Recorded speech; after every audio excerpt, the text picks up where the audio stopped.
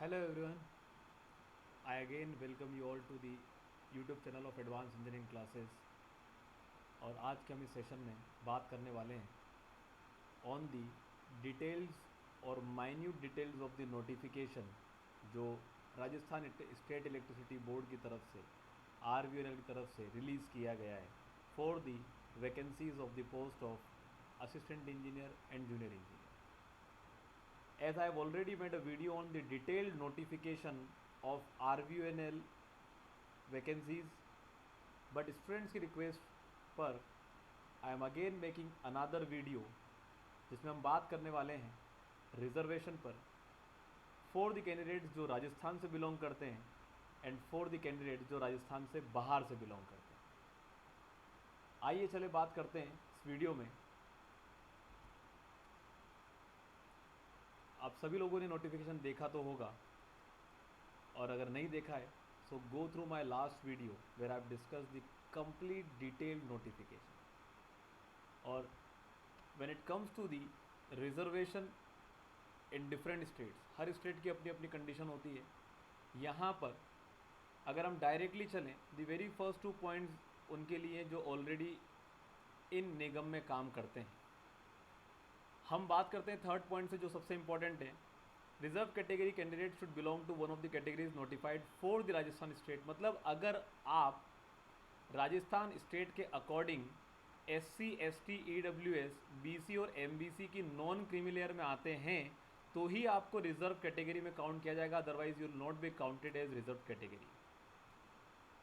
दूसरी बात जो कि इम्पॉर्टेंट है, आपके पास जो सर्टिफिकेट है SC ST EWS BC और MBC of non creamy layer का, it should be issued by the Rajasthan state government एक प्रिस्क्राइब फॉर्मेट में अगर होगा तो ही आपको इस रिजर्व कैटेगरी में काउंट किया जाएगा, अदरवाइज नहीं। तो ध्यान रखिएगा, आपके पास सर्टिफिकेट तो होगा लेकिन अगर वो प्रिस्क्राइब सर्टिफिकेट में नहीं है जो राजस्थान स्टेट गवर्नमेंट ने बनाया है तो फिर आपको उसमें काउंट नहीं किया जाएगा।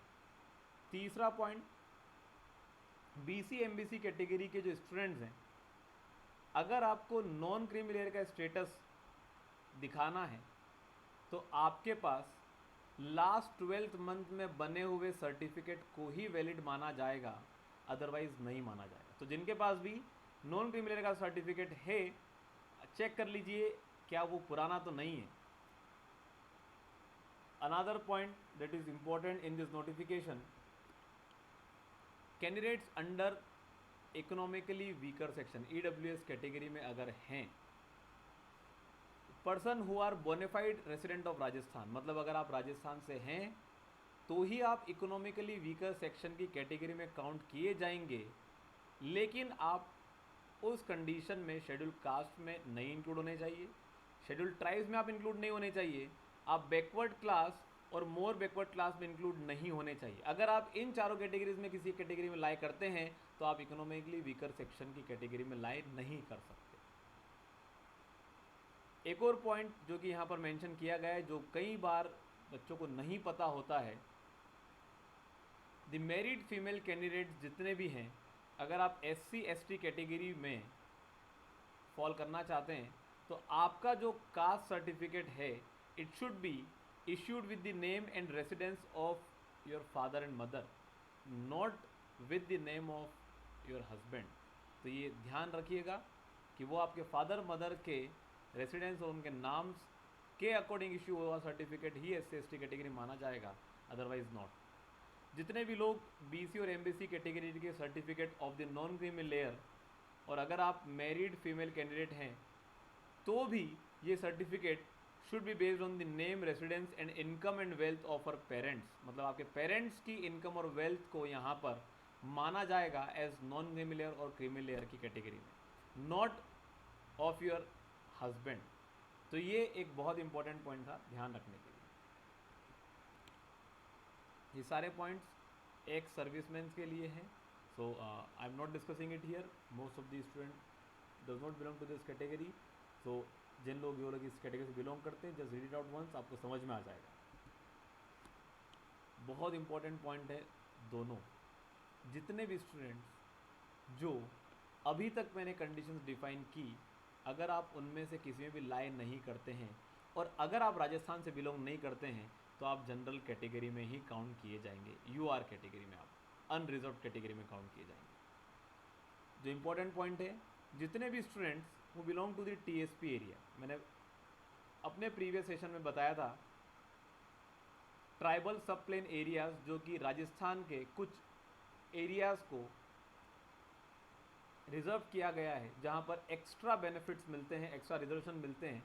तो अगर आप उस टीएसपी एरिया से बिलोंग करते हैं तो should clearly indicate in this regard, आपको वो क्लियरली मेंशन करना पड़ेगा while filling the form, otherwise you will not be allowed benefits against the vacancies reserve for the TSP areas. मैं कमिंग टाइम में एक वीडियो बनाने वाला हूँ कि आरबीयूएनएल के लिए फॉर्म फिल करते वक्त उस फॉर्म में क्या क्या बातें ध्यान रखना है और कैसे फॉर्म फिल करना है और क्या बारीकियाँ रखना है जो कि आप कभी कभी मिस कर देते हैं और फॉर्म गलत फिल हो जाता है। तो आज के सेशन के लिए इतना ही, मिलते हैं अगले सेशन में। I will be making a video on how to fill form for RBUNL JEE और AE exam. Stay tune for more updates. Thank you very much every one of you. Subscribe करिएगा channel को। और कैसे advance engineering classes आपके लिए free में course लेकर आने वाला है for the preparation of RBUNL and other JEE and AE exams only on YouTube channel of advance engineering classes AEC+।